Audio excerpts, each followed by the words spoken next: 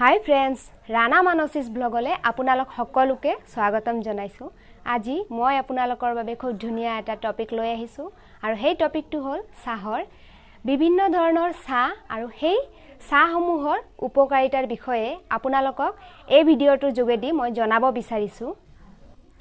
এই চাহ এপিয়লাই আমাৰ শৰীৰৰ হাই কোলেষ্টৰেল, কেন্সাৰ, লিভাৰ, হাৰ্টৰ নানা ৰোগৰ পৰা আমাক বচাই ৰখাত সহায় কৰে। চাহত থকা এল'থিয়েনাইন এমিনো এচিডে মানুহৰ মগজুক নতুনকৈ সজীৱ কৰি তোলাত সহায় কৰে। চাহৰ যাদু কিন্তু বেলেগ ধৰণৰ নহয়নে বাৰু?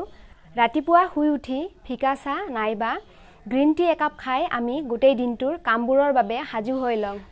আমাৰ অসমতো কিন্তু জৈৱিক পদ্ধতিৰে উৎপাদন কৰা বিভিন্ন ধৰণৰ চাহ পোৱা যায়। তাৰ ভিতৰত হ'ল green tea, organic tea, white T আদি।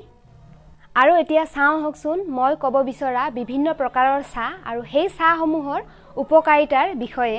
আৰু সেই চাহসমূহৰ ভিতৰত হ'ল black tea, lemon tea, green tea, মছলা টি আৰু হাৰ্বেল টি। আৰু এই চাহসমূহৰ উপকাৰিতাৰ বিষয়ে মই আপোনালোকক জনাব বিচাৰিছো। তেন্তে চাওঁ হকচোন।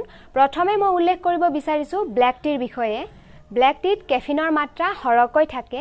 এইবিধ চাহত গাখীৰ মিহলাই খাব পাৰি।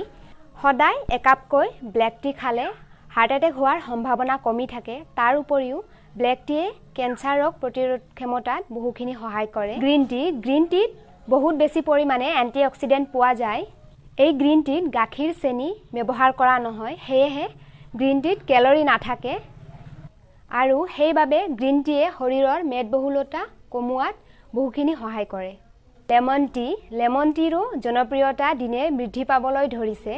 ফিকা চাহকাপত যেতিয়া কেইটোপালমান নেমুৰ ৰস দিয়া হয় তেতিয়া সেই চাহকাপ আৰু বেছি স্বাস্থ্যকৰ হৈ পৰে, কাৰণ নেমুত থকা ভিটামিন চি আমাৰ শৰীৰৰ বাবে খুবেই উপকাৰী। এই কথা আমি সকলোৱে জানো।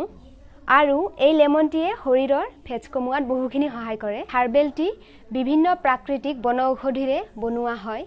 গ্ৰীণ টিৰ লগত আদা, তুলসী, ডালচেনি, পদিনা এইবোৰ মিহলাই হাৰ্বেল টি প্ৰস্তুত কৰা হয়। এই বনৌষধি হাৰ্বেল টি অধিক স্বাস্থ্যসন্মত। হাৰ্বেল টিয়ে আমাৰ শৰীৰটোক বিভিন্ন ৰোগৰ পৰা আঁতৰত ৰাখে। সকলোৰে পৰিচিত মছলা টি। এই মছলা টিত বিভিন্ন সুগন্ধিদায়ক বস্তু মিহলাই বনোৱা হয়।